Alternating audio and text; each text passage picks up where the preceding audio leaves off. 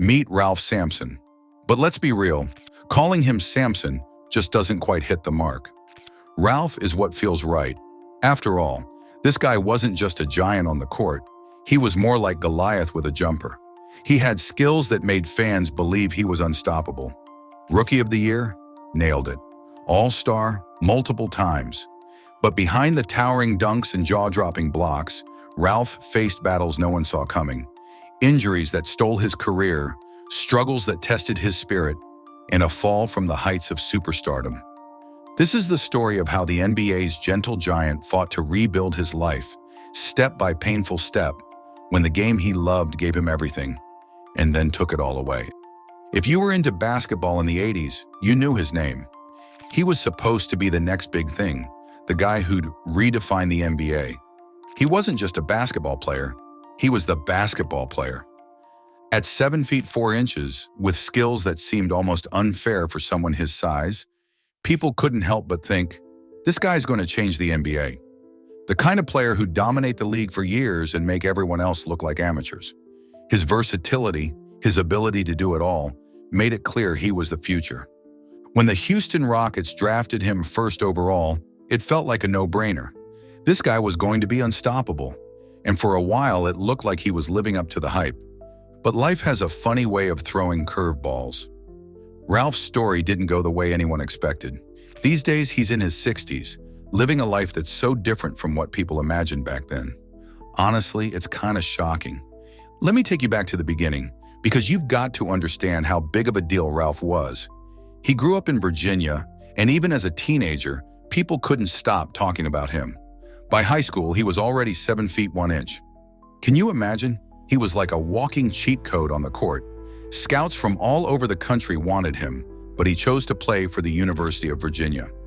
From the moment he stepped on that college court, he was the guy. He could do everything: score, rebound, block shots, you name it. He was named the best college player in the country 3 years in a row. People were already calling him a legend before he even entered the NBA. Then in 1983, when Houston grabbed him as the top pick, it felt like a fresh start for the franchise. They weren't just getting a player, they were getting a future champ, a player who could lead the Rockets to championships. Ralph didn't disappoint either, and in his first season, Ralph didn't just meet expectations, he blew them away. Named Rookie of the Year, he proved he was ready for the big stage. But it wasn't just the stats that impressed people, it was the way Ralph played. He moved with a fluidity and grace that no one thought a guy his size could pull off. He wasn't just a big man, he was the next level of big men. Soon enough, he teamed up with Hakeem Olajuwon, and the Twin Towers was born. Suddenly, the Rockets had one of the most feared duos in the NBA. Ralph was a scoring machine, and with Hakeem anchoring the defense, the Rockets were on the verge of something unstoppable. Hakeem had the inside game locked down, but Ralph could step out and hit mid-range jumpers like a guard. They were two big men playing a style of basketball that no one thought was possible. By 1986, Ralph was at the top of his game. He was an all-NBA player, a superstar. Everyone thought it was just a matter of time before he'd lead the Rockets to a championship. But the bright lights of stardom began to dim faster than anyone could have expected. As quickly as the hype built up, things started falling apart. It wasn't the competition that stopped Ralph. It was his body. The same size and athleticism that made him a star and dominate the game also became his downfall. First, it was the injuries. His knees, his back. Each game took a little more out of him. Surgeries, rehab, you name it, he tried it. But his body was breaking down faster than he could recover. Injuries are something every athlete faces, but for Ralph, they were relentless. They weren't just setbacks, they were career-defining moments. What should have been his prime years were instead spent recovering from one injury after another, and that took a toll on his performance and his mindset. When your body starts betraying you, it's hard to keep fighting. Ralph's health had become a serious concern. The Rockets, who had once been so hopeful for his future, decided to trade him to the Golden State Warriors in 1987. The trade was a wake-up call, a signal that things weren't working out the way they had planned. It was supposed to be a fresh start, but by then, Ralph wasn't the same player. Though he had a solid stint with the Warriors, it wasn't the same. He wasn't the same. His knee and back problems lingered, and despite all the effort he put in to get back to full strength, his performance started to decline. His ability to jump, to make quick moves, everything that made him a superstar, was gone. The dream of being the league's next dominant force was fading fast.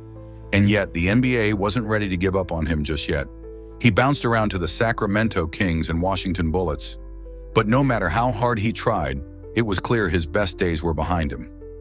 By the time he retired in 1993 at just 31 years old, his career felt unfinished, like a story without an ending. It was an early retirement, but it wasn't by choice. His body had given out long before his mind was ready to walk away.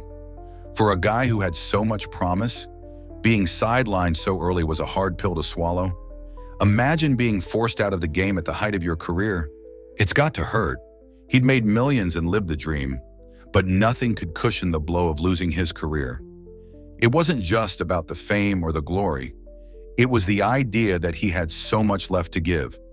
But once the game was gone, Ralph had to figure out what came next. His body was broken, his career was over, and his identity as an NBA star was fading. It was a tough transition, but it wasn't the end of his story. Life after the NBA wasn't kind to Ralph. Things didn't get much easier for him. His body was still giving him problems. He's had chronic pain in his knees and back for years, making even simple activities like standing or walking for long periods painful. He had to face the reality that he would never be able to play the game he loved again. He'd made millions during his career, but poor decisions left him struggling financially. Like many retired athletes, Ralph struggled with managing his money after his career ended. He wasn't alone in this challenge. NBA legends like Allen Iverson and Antoine Walker, despite earning hundreds of millions during their careers, faced financial collapse due to poor investments, lavish spending, and a lack of long-term planning.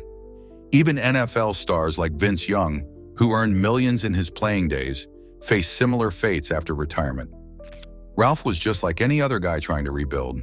The things that once seemed so certain, his health, his career, his financial stability, had all crumbled. And then there's the mental side. Imagine being told you're going to be one of the greatest, only to have everything fall apart. That kind of pressure messes with your head. Ralph talked about dealing with depression and trying to figure out who he was without basketball. But here's where it gets even crazier. Along with the physical and financial struggles, Ralph found himself in some serious legal trouble. Yeah, you heard that right. In federal court, Ralph pleaded guilty to failing to pay child support for 2 of his kids, racking up serious legal issues. He even got hit with charges of perjury, claiming financial struggles while actually making a decent amount of money. Then in 2006, things got even messier. He was hit with mail fraud and lying to the courts about his financial situation, including hiding a luxury SUV. Talk about adding salt to the wound. These legal troubles came on top of everything else, making his life post-basketball even more complicated. For someone who had been a star, it was a tough pill to swallow. It was like every part of his life had fallen apart. But here's where things get interesting. Ralph didn't just give up. He started getting involved in coaching and mentoring young players. He wanted to make sure they didn't make the same mistakes he did. Over time, he found purpose in helping others. He started speaking at events, talking about resilience and learning from failure. Over the years, Ralph's story started to change. Ralph's life is so different from what anyone would have predicted. Now in his 60s, Ralph's not out there dunking anymore, but he's still making waves. He talks to young athletes about managing their money, taking care of their bodies, and planning for life after sports. He wasn't just the NBA player who had it all and lost it.